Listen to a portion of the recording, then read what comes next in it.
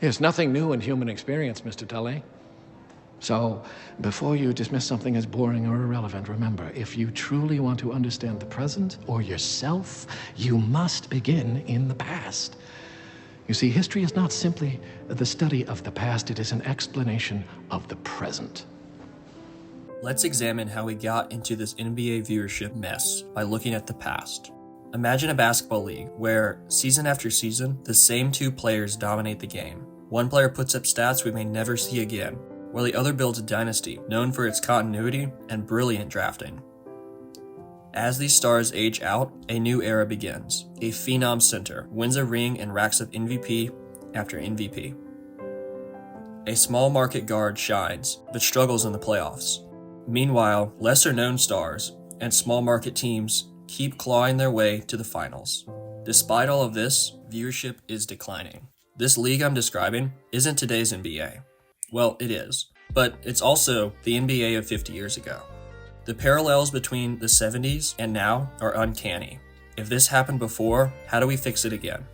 The 1970s NBA needed revitalization due to three key reasons: lack of marketability, a decade of parity, and lack of dominance.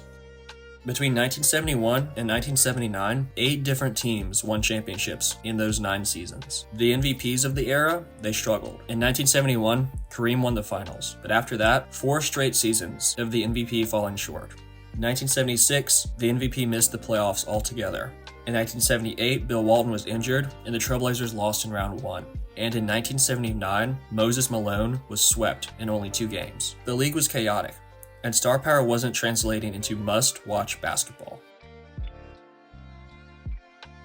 Starting with the 1979-80 season, the NBA saw a shift. Over the next 35 years, all but 2 championships were won by 7 teams: Lakers, Celtics, Bulls, Pistons, Rockets, Spurs, and Heat. These teams became household names, averaging 5 rings each, while the other 23 teams combined for just a 0.1% share of championships. The key to this dominance? Consistent star power. 1979, Magic Johnson and Larry Bird entered the league. 81, Isaiah Thomas joins. In 84, Michael Jordan and Hakeem Olajuwon arrive. For 19 years, these players led their teams to all but 1 championship, and the trend continued. In 1996, Shaquille O'Neal joins the Lakers and Kobe Bryant is traded there on draft night. In 97, the Spurs draft Tim Duncan. Together, these stars accounted for 6 of the next 7 finals wins. Even when an outlier team like the Pistons won, their success was anchored by a dominant roster. For decades, the MVP was tied to winning.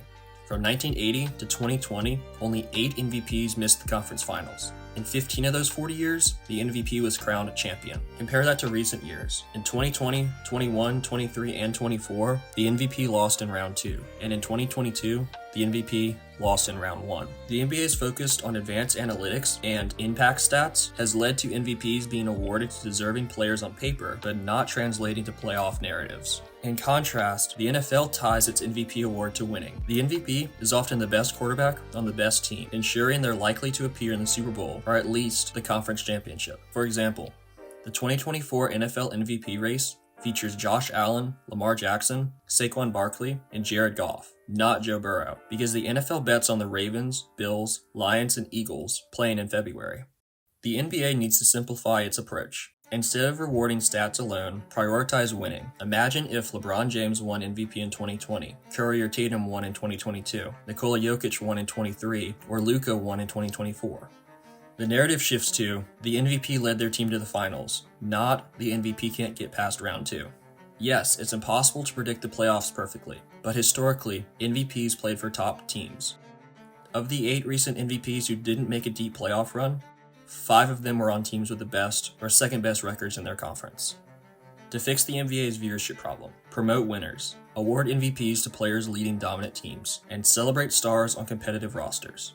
This brings me to Derrick Rose, whose story changed how I see basketball and what the MVP award can mean.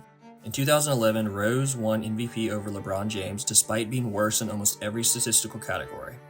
Some argued LeBron was the better player, but for me, Rose winning was personal. It was part of what got me into basketball. I wore number 1 throughout high school because of him. Here's why the Rose MVP mattered. In 2010, LeBron won MVP as the first seed in the East, but lost in the second round. In 2011, the Bulls finished as the first seed, and the league did what they should have, rewarded winning. Rose led Chicago deep into the playoffs, but they fell to LeBron's Miami Heat in the conference finals. The next season, the Bulls were first again. Rose had injuries throughout the year and tragically tore his ACL in the playoffs. The MVP that year went to LeBron, who not only led Miami to the top seed, but went on to win the championship.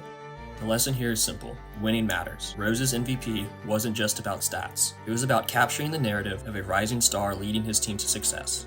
That story inspired fans, including me, to fall in love with the game. The NBA needs stars who capture attention and dominate the playoffs.